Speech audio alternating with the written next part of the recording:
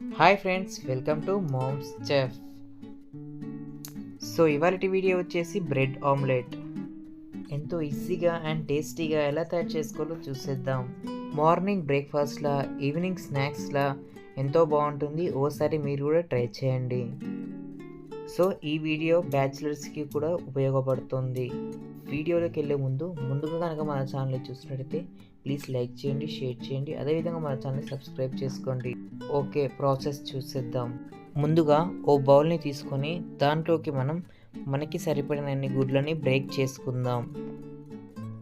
Break చేసిన తర్వాత వీటిని మంచిగా గిలకొట్టుకోండి. గిలకొట్టుకున్న తర్వాత మనం సన్నగా చాప్ చేసి పెట్టుకున్న ఆనియన్స్ని యాడ్ చేసుకుందాం. అలాగే సన్నగా చాప్ చేసి పెట్టుకున్న కరివేపాకుని యాడ్ చేసుకుందాం.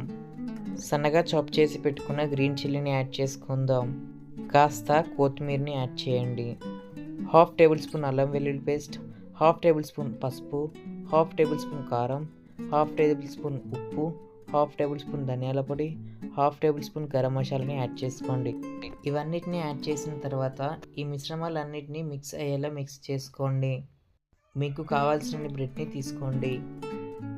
స్టవ్ ఆన్ చేసుకొని ప్యాన్ పెట్టుకొని దాంట్లోకి 2 టేబుల్ స్పూన్స్ ఆయిల్ని యాడ్ చేసుకోండి.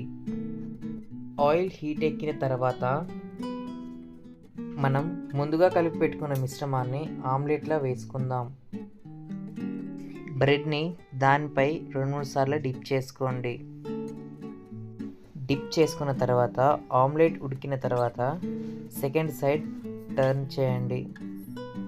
సెకండ్ సైడ్ కూడా బాగా కుక్ చేసుకోండి.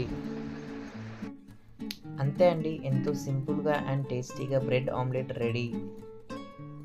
దీంట్లోకి కాంబినేషన్గా టమాటో కెచప్ బాగుంటుంది, లేదంటే నార్మల్గా కూడా తినొచ్చు.